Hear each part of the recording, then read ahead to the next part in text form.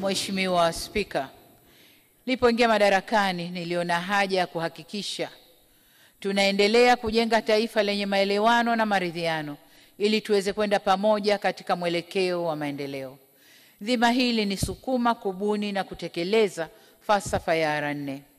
Tukiongozwa na falsafa hiyo ili tuelekeza kwenye mageuzi, maridhiano, ustahamilivu na kujenga upya, na tuliweza kuwaleta wadau wa kisiasa na wengineo pamoja na kufanya maamuzi na maboresho mbalimbali yaliyojumuisha na kushirikisha wadau wote. Serikali iliunda tume ya maridhiano iliyofanya kazi nzuri na ilikuja na mapendekezo ya aina mbili, yale ambayo ni ya muda mrefu kama mabadiliko ya katiba na yale ya muda mfupi ambayo yalihusu masuala ya uhuru wa vyombo vya habari na masuala ya vyama vya siasa kufanya shughuli zao. Mheshimiwa Spika, katika kutekeleza mapendekezo ya tume, serikali iliondoa mara moja zuio la mikutano ya hadhara.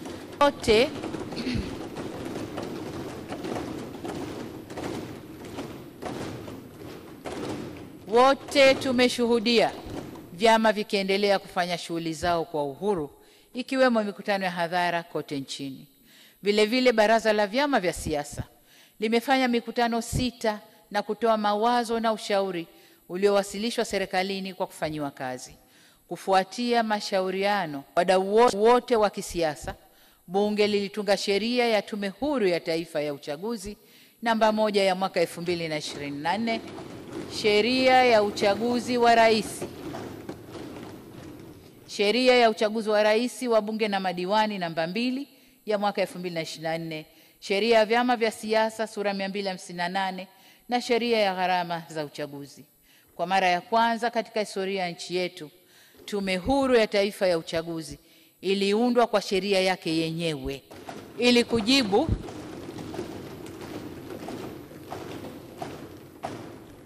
Tulifanya hivyo ili kujibu rai ya muda mrefu ya wadau wa kisiasa nchini. Miongoni mwa maboresho kwenye sheria ya uchaguzi yalikuwa ni kuongeza takwa la kila mgombea kupigiwa kura hata akiwa mgombea pekee. Hatua ambayo inafuta kichojulikana kama mgombea kupita bila kupingwa. Vile vile utungaji wa kanuni za uendeshaji wa uchaguzi ulifanyika, na serikali imeendelea kuimarisha uendeshaji wa shughuli za vyama vya siasa nchini, ambao hadi Juni 2025 serikali imetoa ruzuku shilingi bilioni 87.87 kwa vyama vinavyostahili kupata ruzuku. Mheshimiwa Spika, katika hatua nyingine, asasi za kiraia nazo zimekuwa huru kufanya shughuli zao, ikiwa ni pamoja na kukutana na kuishawishi serikali, ambapo mapendekezo yao mengi yamepokelewa na kufanyiwa kazi. Kwa kuwa swala la katiba ni pendekezo la muda mrefu la Tume ya Maridhiano, kwa msingi huo mchakato wa katiba mpya ni miongoni mwa ahadi ambazo zinaonekana katika ilani ya Chama cha Mapinduzi ya mwaka 2025-2030.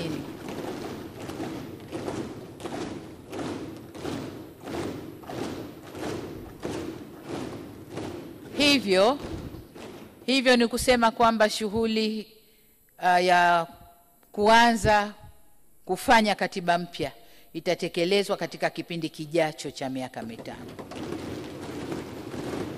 Mheshimiwa Spika, kwa kutambua kuwa rushwa ni adui wa haki, na mlifurahi sana mlipomwona mkurugenzi mkuu wa kupambana na rushwa na hatani.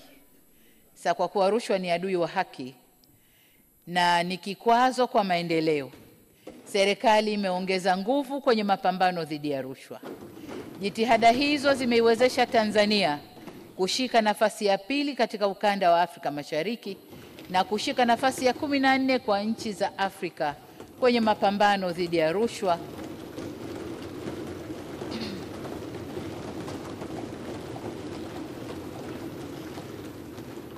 Na hii ni kwa mujibu wa taarifa ya taasisi ya Transparency International ya mwaka 2024.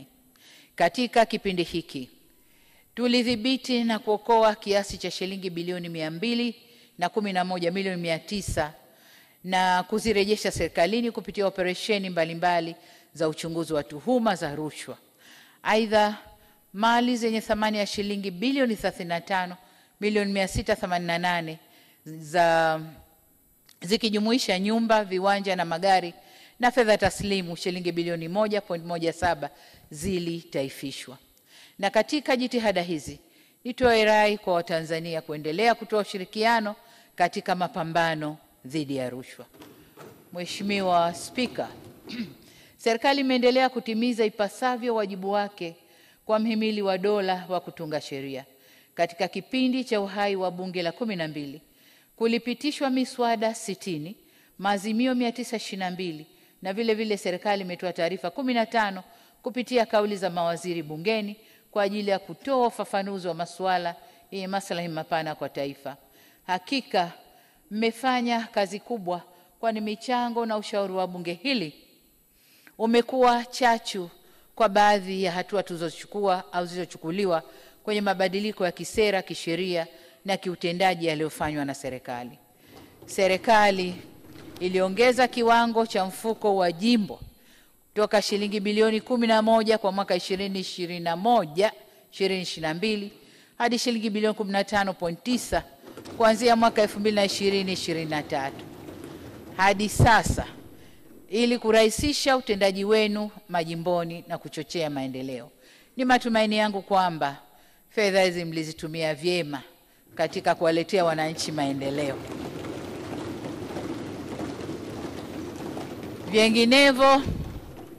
Vinginevyo wakati ni sasa. Mheshimiwa Spika, uchaguzi mkuu ndio mazungumzo makubwa nchini kwa sasa. Niseme kuwa Tume Huru ya Taifa ya Uchaguzi itatangaza hivi karibuni tarehe ya siku ya uchaguzi. Zoezi la uandikishwaji limeshakamilika nchi nzima. Zoezi la kuboresha daftari la kudumu la wapiga kura limekamilika kwa awamu 2 kama ambavyo sheria imeelekeza. Sote tumeshuhudia mwitikio mzuri wananchi kujitokeza kwenye vituo vya kuandikisha wapiga kura, na ninawapongeza wananchi wote kwa kujitokeza kwao.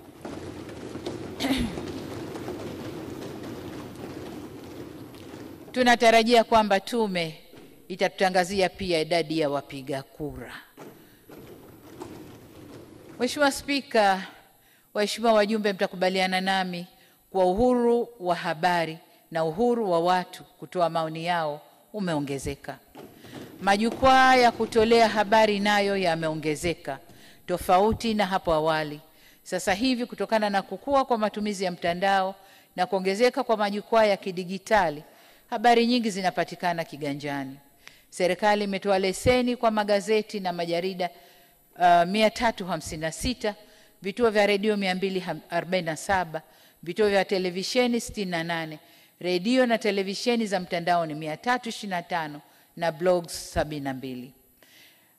Tuna magazeti ya kila siku na kamwe serikali haijafanya uhakiki wa habari kabla hazijachapishwa au kuandikwa.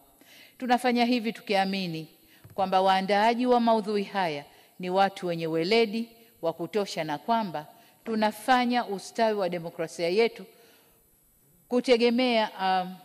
demokrasia yetu hutegemea sana uhuru wa vyombo vya habari. Tunathamini na kutambua mchango mkubwa wa vyombo vya habari katika kuelimisha jamii, kupambana na maovu pamoja na kuhimiza uwajibikaji. Katika kulinda na kutambua michango ya waandishi wa habari kwa jamii, tulifanya marekebisho ya sheria ya huduma za habari ya mwaka 2016 na kanuni zake. Pia tuliandaa tuzo za Samia Kalamu Awards kutambua waandishi wa habari za maendeleo Tanzania.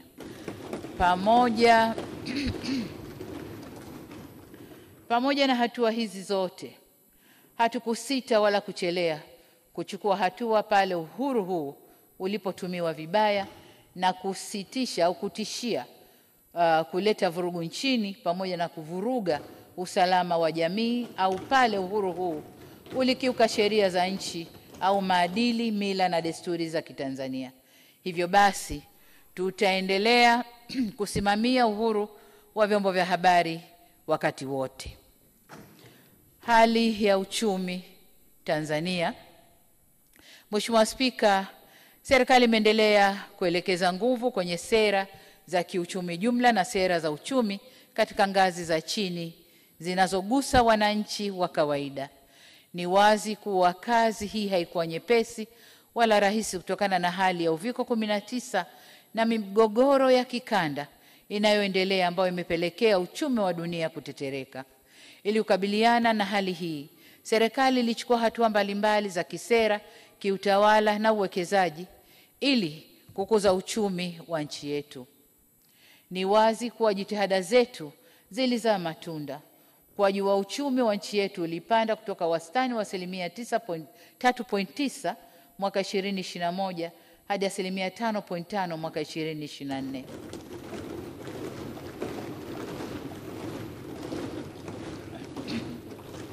Ukuaji huu uko juu ya wastani wa ukuaji wa bara la Afrika ambao ni asilimia 4 kwa mwaka 2024. Aidha, wakati uchumi wa dunia unatarajiwa kukua kwa wastani wa asilimia 2.3 mwaka 2025, Shirika la Fedha Duniani linakadiria kuwa kasi ya ukuaji wa uchumi wa Tanzania mwaka huu 2025 utafikia asilimia 6. Pato ghafi la Tanzania la taifa limeongezeka kutoka shilingi trilioni 156.4 mwaka 2021 hadi kufikia shilingi trilioni 205.84 mwaka 2024. Hivyo basi pato la wastani la Mtanzania nalo limeongezeka kutoka shilingi milioni 2,367,411 mwaka 2020 hadi shilingi milioni 2,938,634 mwaka 2024. Pia shilingi yetu imeendelea kuimarika.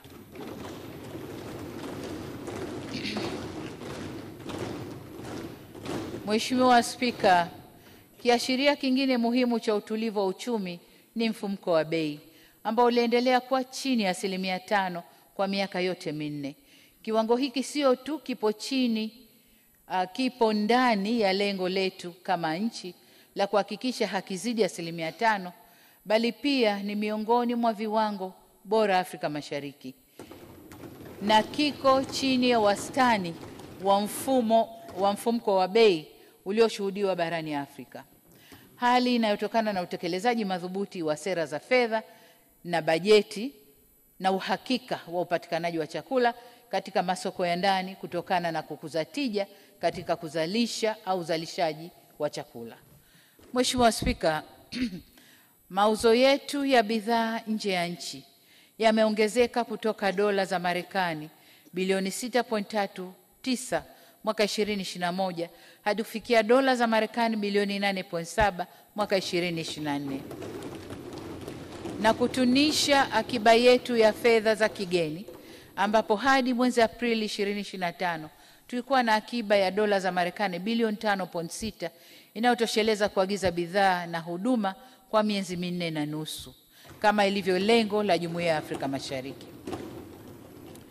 Aidha, kufuatia marekebisho ya sheria ya madini sura ya 123, Benki Kuu ya Tanzania iliweza kununua na kuweka na kuwa na akiba ya kilo za dhahabu 3,424 zilizonunuliwa kwa gharama ya shilingi bilioni 702.3 na ununuzi unaendelea ili kuimarisha zaidi kiwango cha akiba tulicho nacho.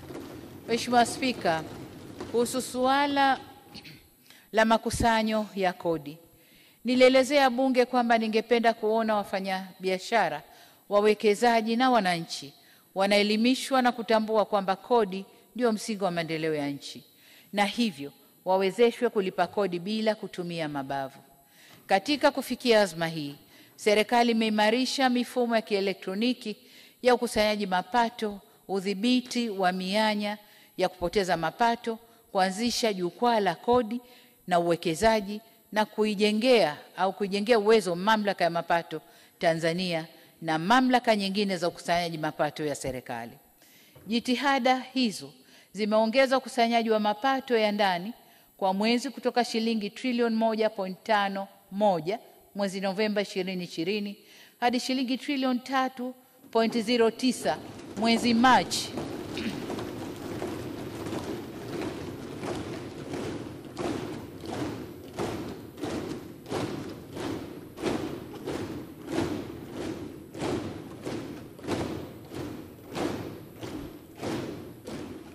Nashukuru waheshimiwa wabunge. Kwa hiyo tumefikia shilingi trilioni 3.09 mwezi Machi mwaka huu 2025, ikiwa ni ongezeko la asilimia 104. Ili kuimarisha zaidi usimamizi wa kodi nchini, niliunda Tume ya Rais ya Marekebisho ya Kodi ambayo tunatarajia itakuja na mapendekezo yatakayoleta mageuzi ya kiutendaji kwenye mifumo wa utozaji na ukusanyaji wa kodi nchini. Mheshimiwa Spika, ili kutoa huduma bora kwa wananchi, bajeti ya serikali imeongezwa kutoka shilingi trilioni 34.88 mwaka 2021 hadi shilingi trilioni 50.29 mwaka 2024/25, ikiwa ni ongezeko la wastani wa asilimia 8.84 kwa mwaka. Nalishukuru sana bunge hili kwa kupitisha bajeti hizo.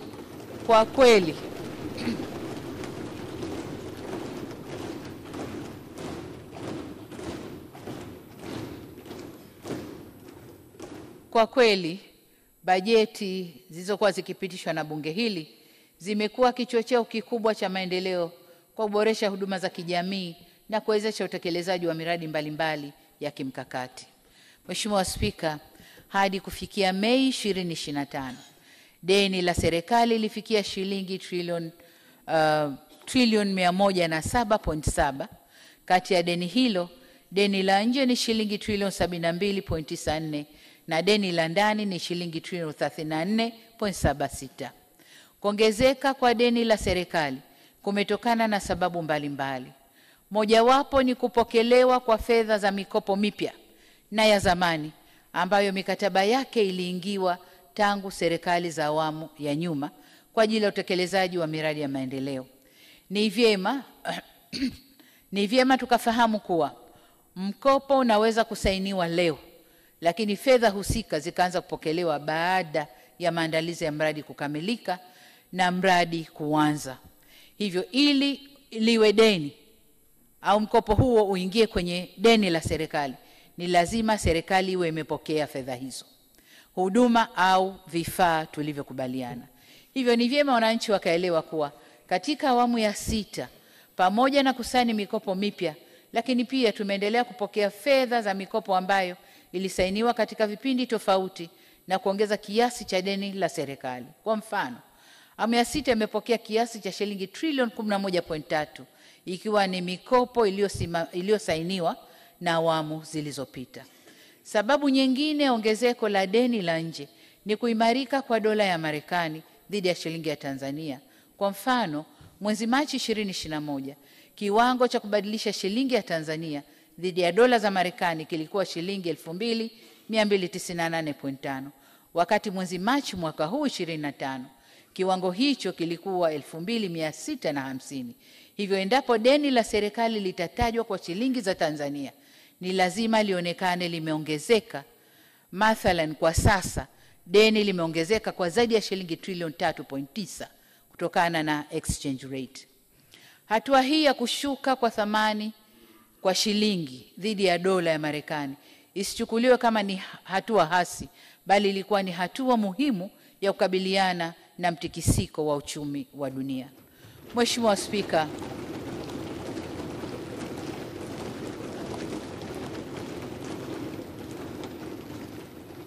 Spika, kuhusu mwenendo wa ulipaji wa deni la serikali, napenda kutaarifu kuwa malipo ya deni la serikali yamekuwa yakiongezeka kutoka shilingi trilioni 8.22 mwaka wa fedha 2021 hadi kufikia makadirio ya shilingi trilioni 14.20 kwa mwaka 2025/2026.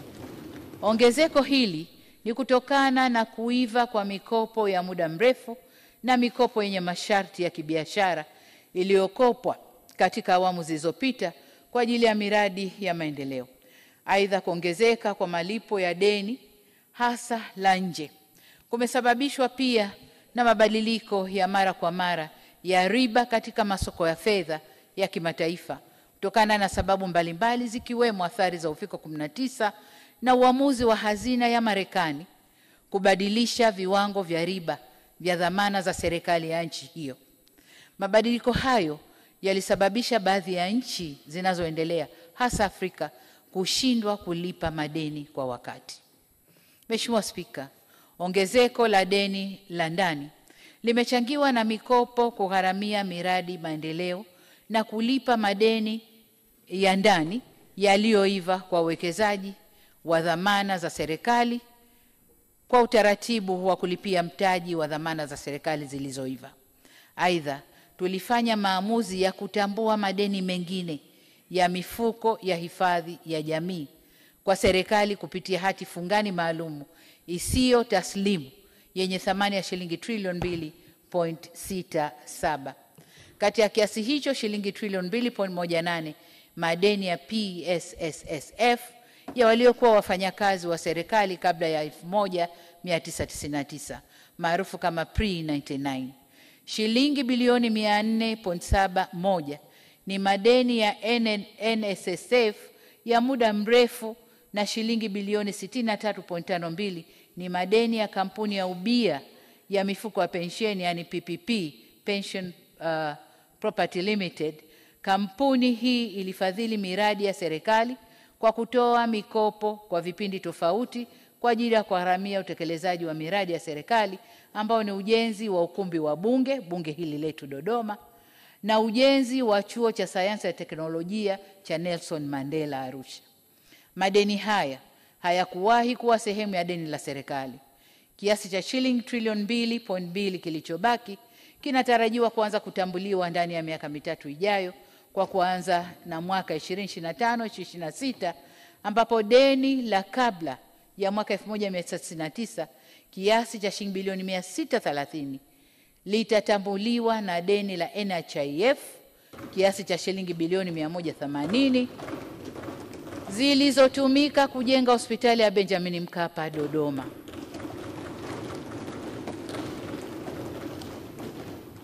Lengo la hatua hizi ni kunusuru mifuko ya hifadhi ya jamii yenyewe, lakini pia kuhakikisha wastaafu wetu waliotumikia taifa wanapata mafao kwa wakati. Kwa ujumla, tumeyatambua madeni haya na kuweka kwenye deni la serikali, deni la ndani, ili kutoa nafuu kwa mifuko yetu. Mheshimiwa Spika, nimeona niaseme haya kwa urefu ili Watanzania waelewe kuhusu swala hili la deni la taifa ambalo hupotoshwa mara kwa mara. Aidha, niwahakikishie Watanzania kuwa serikali inaendelea kuchukua hatua kuhakikisha deni linaendelea kwa himilivu. Tutaendelea kuimarisha ukusanyaji wa mapato ya ndani ili kupunguza utegemezi wa mikopo katika ugharamiaji wa bajeti zetu.